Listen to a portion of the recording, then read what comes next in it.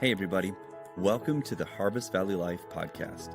This is a podcast that goes deeper into the life of the church. We explore relevant topics, discuss updates, and share real life stories to both encourage and inspire you in your faith. Let's dive right in and get started.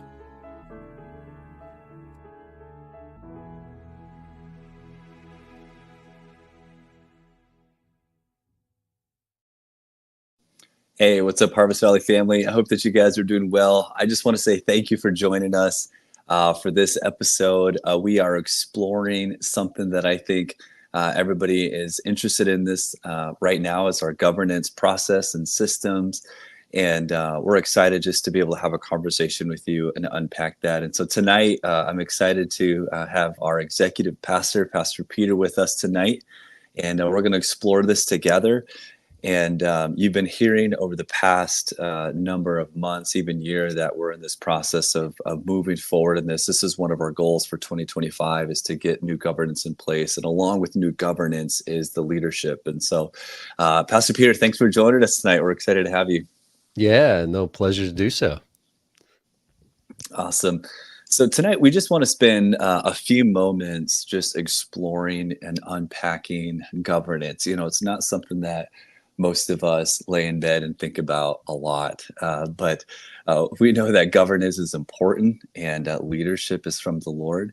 And so let's just spend a few minutes talking a little bit about that for our church. Yeah, totally. So, 2020 was the year this whole vision, this dream that God was birthing about Harvest Valley kind of kicked off. And when Harvest Valley launched, can you tell us, Randy, like, how did that conversation with our sending network, how'd that kind of go? How'd that start? Yeah. So I remember, I was pastoring Carrington, the church called Bethel, for close to 10 years. And then when we stepped out, we just connected with the network and said, hey, we really would love to plant a church. And the network, I'm so thankful for the network. And so if you hear us say the network, it's the North Dakota Ministry Network of the Assemblies of God. They are our fellowship that we're a part of. And when I talked to our superintendent about this, he mentioned that there would be some support there, some resources available, but not only just resources, but systems and structures. And then also we would function under their bylaws as well. So they would be our covering until we could actually get established and get our own governance in place. And so that's such a gift because, as I talk to other church planners, that's not always the case. Some of these guys are kind of launching on their own. And day one, they're having to define their bylaws and get people in leadership. So I'm so thankful for the covering that we had. Such a gift. Really was.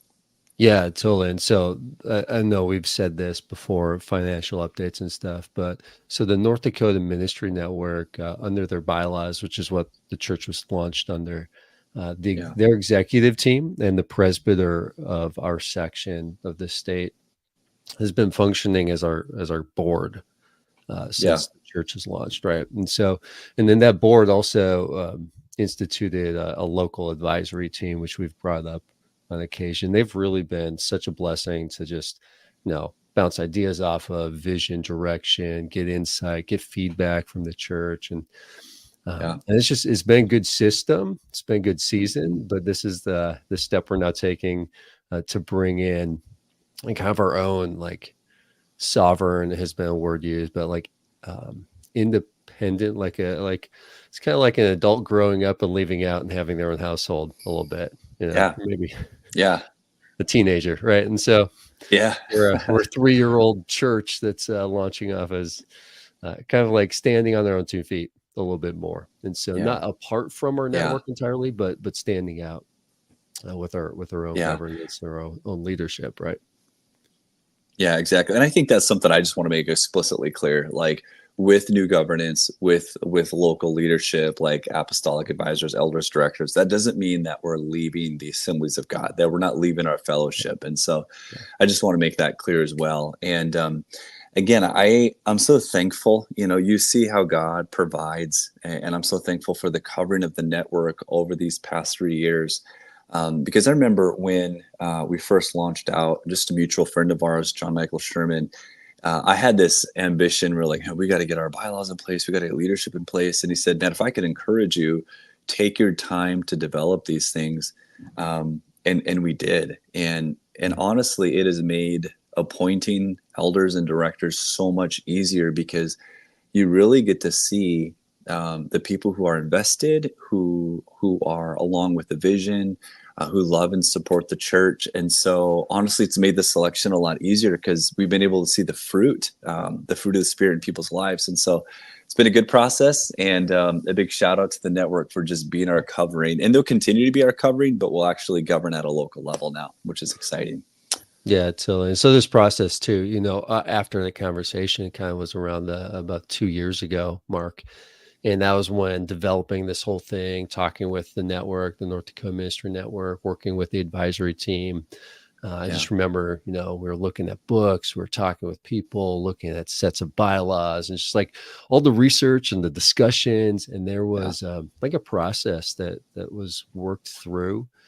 Yeah. And yeah, and it's been about a 2-year process, I would say. And we've kind of developed now this set of bylaws with working with those different groups that everyone's kind of agreed upon. Like, this is the direction, this is the set. It's something that it's gone through, yeah, just quite a few steps. There's been we've had our Mm-hmm. legal team review it, the advisory team signed off on it, the network's ready to sign off on it. Mm-hmm. And yeah, it's a process that I'm thankful we had some time and development into. Yeah, yeah, yeah. I agree too, and a big shout out to our advisory team as well. It was the same advisory team that has been with us over the past 3 years. I'm so thankful for them because we were moving forward some big vision things, and we would talk about in our advisory meetings. We met quarterly. We'd review the finances and just talk about just different vision pieces. And I'm so appreciative for godly counsel. There's been moments where you and I have kind of looked at each other and I'm like, wow, thankful for their input, thankful for their insight, because it's caused us to kind of step back and say, that's really good. I appreciate your perspective. And so I just want to mention them. They've done a good job of stewarding this season well, and they're invested. And so, yeah, it's actually been quite a process too to get to where we're at. And thankful for legal review. We know that our bylaws are legal, and they're good to go there. So part of the bylaws is, with anybody who has a bylaws or who's familiar with bylaws, that they call their leadership teams different things. And we have chosen to use 3 titles for our bylaws or the teams that are represented. And the number one is apostolic advisors. And on Sunday, we actually shared the list of people that we have appointed, and we've shared them with the advisory team, and then it'll go to the network for final approval. If you want to put that slide up, the first group that we want to share with you is what we call the apostolic advisors. These are men in our life who have showed a vested interest in our church and our family. And you could almost say these are like a pastoral presence for our church. And so these are people that I'm accountable to. I go to as my pastors and overseers as well. And also, the cool thing about this is that they are like a pastoral presence for the church as well. And these are a group of people that the elders can call and can reach out to if they have any questions. And this system is also in place for health as well. And if anything were to ever happen to me, maybe making some poor choices, this apostolic advisor team would step in and help pastor the church into health as well. And so that's the first team. And the second team that we wanted to talk about was the elders. You want to go ahead and put that slide up there. These are our elders. We got Nathan, Nate Leadall, Nathan Ockery, Nate Leadall, Peter Olson, Pastor Peter, Mike Stry, myself, and Brad Morrow. You'll see that the elders are made up of some pastors, but also lay leaders as well. And I would say that this group of individuals are more of kind of the pastoral presence in our church. They are senior leaders who are making sure that we are in alignment with the vision and the values. And honestly, most importantly, the word of God is that we are on point with that. And so, Pastor Peter, is there anything else that comes to mind when we look at the elders? I mean, just the elders specifically, if you just look in the New Testament, just a number of passages, they're even referenced in our bylaws. Just, what are the qualifications for spiritual leaders, and just putting those people in position to be like the shepherds of that spiritual direction for a church. And yeah, and even just I was going to make a comment on the apostolic advisors bit, if I may. Yeah. They're pastors to the pastoral staff, pastors to the Mm, lead pastor, mm, but they're people able to lead, advise, and step in if the elders or the directors have anything that they just want to raise their hand and say, "Hey, we're confused. We got questions, or maybe we have concerns." Maybe it's about leadership, maybe it's about theology, maybe it's yeah. finances. But then by the power of the bylaws, they have full authority to step in and do anything that they deem is in the best interest of the church and lead that forward. And so, yeah, it's really just um, that covering that ability to have some wise people who are able to come in with some objectivity and some leadership experience and ability to really kind of steer through maybe the storms of change or the storms of Yeah. storms happening in life. And so, yeah. Yeah. Absolutely. And these are the individuals who would help even carry out discipline. If that were to ever be the case, the elders would call the Mhm. apostolic advisors for any discipline that needs to take place. And so, which I'm excited about, to have just a group of pastors who can help pastor the church and the staff as well. And then the last group of people is what we call the directors. The directors are a group of people who love God, who meet the qualifications within our bylaws. These are people who can help us think through the financial part of all that we do. We just want to make sure that we are stewarding the resources well, to make sure that when it comes to vision, that we are handling the process and strategy well in order to fund the vision. These are people who, if I understand this correctly, even approve the budget. These are people Yep. who would also approve my compensation as a lead pastor, and which I'm excited about, to have a group of people who can help us think through some things financially. And we have some big things coming down the road with a building in Horace. We're looking at a future location in North Fargo. So those types of things, it's just the people that are there. I'm just excited that they're around the table, because they have experience of what it means to think strategically with finances as well. Yeah.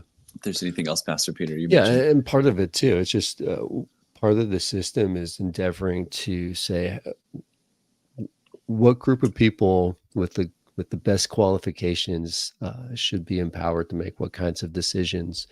And so really just the ability to bring in godly people who have, financial and strategic planning and HR management, like all these different expertise uh, that other people, maybe just don't have. Bringing them Yeah. together and letting them help guide the church in those areas is really just going to be a blessing. So, Yeah, absolutely. Yeah, I'm looking forward to that. And I think yeah. a lot of So, people, yeah, go ahead. I think a lot of no, you're people good. maybe have a question. Yeah, I think a lot of people maybe have a question on just how are people chosen. And within our bylaws, we have the freedom to be able to appoint leaders into positions, and if they meet the qualifications laid out within the bylaws. And I think people might have a question as far as how does that process start right away. And so we were given the insight that the old system, basically the network, has to approve the new system, and that's kind of what we're doing. We're appointing people, and the network would then approve our bylaws, and then they approve the people that are also appointed into these positions. But moving forward, the new system would be that we would appoint these individuals, but then, for example, I believe like we would appoint a director, and then they would get basically ratified or affirmed by the elder team. And so there's kind of that checks and balance as well. It's not just whoever we want, but we can appoint somebody. And if these other teams believe that they meet the qualifications, they can give their approval as well. So, am I missing anything on that, Pastor Peter? No, I think that's fair. As we're stepping into this initially, there's been just a lot of prayer and just seeking wisdom and discussion as to who is God calling to step into Yeah. these roles initially, and yeah, and just taking the time to discern that and prayerfully making those nominations that are being considered by the advisory team and then ratified by them, Mm, passed on to the network executive team. And so there's been some steps of approval going on there, and just I know there were interviews and discussions had with these individuals mhm. initially, and that would be a process followed in the future. But yeah. Yeah, absolutely. It's been interesting too, as you mentioned that. That was one thing that we just wanted to invite the church in was to pray. We see, I think it's Acts chapter 13, where it talks about the apostles appointed elders for the churches, and they did it through prayer and fasting. And that's where I appreciate the church. They were just willing to pray and even fast. We encourage the church to fast over this because we just know that ultimately leadership is a call from God. It's He puts them in place, and so we trust that God is doing this. And what's been beautiful is that as these people have been put on our hearts, and as they meet the qualifications, God has been faithful to either confirm or also say maybe this isn't the right season, but He's been faithful to do that. It's been amazing. Yeah, those stories have been encouraging. So yeah. Yeah, absolutely. One thing that I also wanted to talk about too was to address just the whole system, or basically the process as well. And we just know, ultimately when it comes to bylaws, there's no perfect bylaws, right? There's no perfect systems. And so, but one of the things that we wanted to be mindful of was to make sure that it was clear, to make sure that it was biblical. But you and I have talked a little bit. It's not like the Bible actually says this is how the bylaws should be. And so we've kind of had to discern of like, okay, what's prescriptive and descriptive, and what is it going to look like for us, and how does this work? And I think one of the biggest things that we've come to conclusion on when it comes to things like bylaws is whatever system you have, it has to be built on trust and communication. And that's why even we're having conversations like this, and that's why if anybody has any questions, we want to be able to sit down and have a conversation with you, and to unpack just the journey and the process as well. Yeah. And Yeah, so, there's no, as you look at different systems, I mean, there's been, doing some historical study and more reading the books and talking with people. There's so many opinions. But there's also just, I could say this deep-seated conviction of mine that it's about the heart of the people living and following and leading in mm, response to the Holy Spirit. There's no system that mm, automatically just is going to um, make things work perfectly. There's no right. there's no perfect governance, no perfect set bylaws that bad leadership or bad believers, just bad people aren't going to find ways to do bad things. Governance doesn't Mm, fix that on its own. It's the whole lesson I would say of the old covenant, the Old Testament, and the scriptures, where God gave them the rules, follow the rules, and it'll yeah. lead you to flourishing. And they couldn't follow the rules; they needed something changed inside of them. I think that's a similar conviction to have with governance, that we're trying to institute wisdom and Mm, trying to, this whole process has been trying to discern was the wise way to construct our guardrails and just determine how yeah. are we going to go about things. But really, it's Yeah. about the people inside of it. And so Mm, that's still just a dependence on the Holy Spirit and a dependence on prayer and asking the Lord to lead us and to work in our mm, hearts, to work in the hearts of our leaders, and yeah, and just to guide us. And so yeah, yeah. that'd be my bit on that. Yeah. No, I appreciate that. I think one of the things too, as we look at this, I know that, there's some of us that care deeply maybe about bylaws. There's some of us who just really just have maybe ever picked up a copy of bylaws in their life. And so we also want to, again, know there's no perfect system, there's no perfect bylaws, but we're really big on the trust part. We're really big on the relationship capital part. And also want to be mindful too that sometimes when it comes to things like this, maybe somebody had a, would you say even like a bad experience, or they maybe grew up in a church and saw something go wrong. And as a result of that, sometimes the pendulum shift goes the other way of saying, well, that didn't work well in that church. So I think the correct way to do it is this. And we're aware that some of that is the case. Some people have had some really good experiences with bylaws, and some people have had some bad experiences with the system and the process. And so it's interesting too. I think you and I've talked a little bit about this. When we first started the church, we had a number of people even saying, so what are your bylaws going to be? Is it going to be this? Is it going to be this? Is it going to be that? And you should do this or you should do that. And I just know that everybody was speaking from experience too. And we had to kind of sit down and just pray and just ask, like, what is the Lord asking us to do? And what is it going to look like for us to have a governance that's healthy, but also has checks and balances? One of the things, one of our apostolic advisors, as I was asking him to pray about this role, he said, it really seems like you are setting the church up for health. And I really appreciated that comment, because he's from an outside perspective. And he said, you have these different tiers of leadership and they all kind of keep a checks and balance with each other. And I appreciated that he saw that. And I think that's what we're ultimately trying to do, is how do we set up the church for health? And not just for you and I or our leadership, but also for the leadership that's going to come after us. How can we make sure that Harvest Valley thrives, not only in this season, but the seasons when we're long gone as well? So I don't know if you would speak into anything about that, maybe people's past experiences or anything of that nature.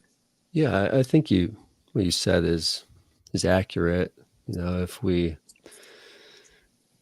learn you learn by pain or by other people's pain. So in so many situations, and sometimes when we experience a painful situation or we watch someone walk through it, we just say, okay, we assign some blame to the system or to the process. And I'm not saying that's not sometimes the case, but we as humans tend to speak in absolutes a bit more than we should, and categorically just say it was like, I'm just never going to touch this type of a system or be a part of that type of a church again, which is really back to that whole leadership and heart thing. And really anytime we're depending on leaders or on systems, we're consequently not depending on the Lord. And I think we get off a little bit there.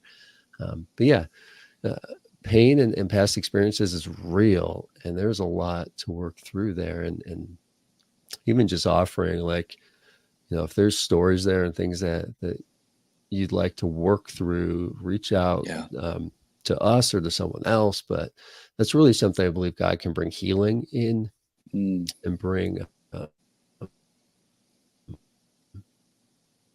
just bring life to, that you don't have to live there and stay in that place. As we're trying to seek how do you put this together so that's healthy and into the future. I think you made a great point there. It's not just for this moment or even the next 10 years, but how do we put in place something that through transitions and through different leaders and through generations actually has a stable foundation that's able to deal with conflict and deal with change and deal with subjective decisions and move forward with health. And just in all of what we've learned and looked at, we just really believe this is the best thing we know how to implement. And so, doesn't take away from needing the leaders to be godly, Holy Spirit led leaders, but just trying to put the two together. So I love that. And I think that's the best thing. And I think, just the importance of just even praying for leadership, praying for us, like even those who are listening, like just taking moments to pray for leadership, to take moments to pray for those who are serving as apostolic advisors and elders and directors, and to know that this is a spiritual warfare, but it's also a high calling too. And we want to do everything we can to live with a biblical approach, but also with the fruit of the Spirit governing our character and through all of this as well. And so it's our hope just to say, what is God asking us to do, and create a process and system to carry that out into the local church as well and into our community. And one of the things I wanted to touch upon too, because I grew up, not necessarily grew up, but I pastored a church in Carrington where there was a lot of maybe votes, and you voted on certain things, or maybe you voted on if the church was going to do a project, or the church was going to do this. Like, there was a lot of voting. And in this system, I just wanted to spend a few minutes to talk about what is that vote going to look like within the new bylaws. And so we will have what we call occasional votes, but those votes, the reason we'll have votes is that we want to gain your input and develop a consensus. If we bring anything to a vote, we just want to hear the people and hear your hearts. And we also want to be able to listen to that as well. So it's basically what we call non-binding, but it's also an opportunity for the church to express their hearts in that particular matter. Say, for example, like if the church was going a certain direction and say, we're going to vote on this, we want to hear your heart. And if it's like people are opposed, it's probably not a good idea to push it through. It's maybe not the right time. And so we just wanted to unpack that a little bit, because you may have grown up in the church where maybe people voted on if you should replace the carpet, right? And so we want to be able to move forward with vision and those types of things. So can you maybe just unpack that a little bit if I missed anything about maybe what people are used to, even culturally, when it comes to that? Yeah, I think you hit it. We have the baggage and blessing of living in a country which views itself as democratic, and we just kind of, I think, get a lot of that baked into our expectations of how things happen. And it's not that this is a system that's not trying to lead with consensus and not trying to lead with the input of all the people. There's just some challenges that start coming up. If we're a successful church, successful in terms of, obeying the Lord and seeing people come to salvation and coming in to the faith and being part of the church and doing that in volume, which we've seen and we hope to see in ever increasing amount. There's a challenge simply in that, with having church-wide votes where, my neighbor who maybe has been a believer for 3 months and my grandma who's been a believer for 75 years are both voting with an equal vote on whether or not we should, change the carpet, was your example, or Sure. choose this lead pastor or that lead pastor. There's just some real challenges with that when it's like me asking my 9-year-old to vote on our family budget. It's like, let's get rid of life insurance for dad. That's not something that's helping me. I want some more toys, more fruit snacks. Yes, actually, that would be it. It's just some of those things where it is stupid leadership to go against what everyone is saying you shouldn't do. But at the same time, handing my 9-year-old an equal weight vote on my family budget is also foolish. And so we're just endeavoring to, say, I guess, there's going to be votes to like really see where everyone's at. But it's also really the role and a place for the elder team and the directors and just a good leadership to be talking with people and getting feedback. And please don't be a church that withholds your opinions and your thoughts. Like, we want open communication. And the thing that Randy talked about with trust, where there's an absence of trust, there's an absence of communicating and talking. People start holding things closer and being more quiet, and they start that's not an environment of trust. It's not an atmosphere of trust. It's one of how do I withhold things and keep things close to the vest so I can protect my interests or my thoughts, or try and maneuver. And it's not a healthy church family environment. And so it's something that just leaning into communicating and sowing into that environment of trust, and really trusting the Lord too in that, to lead us and to guide us and to share share openly, because the Lord leads us as a church family, as a body. Mm. And yeah. That's so good. That's so good. As we begin to wrap this up, I just appreciate all that you said, and myself and Pastor Peter, we really want to be an open book, and we want to open up our hearts and our schedule to be able to have conversations. And if after you've listened to this and maybe you still have some questions, please feel free to reach out to us. We'd love to have the opportunity to grab coffee with you to talk more about this. And honestly, just to build a relationship, to build trust, and to say, hey, this is where I believe the Lord's asking us to go.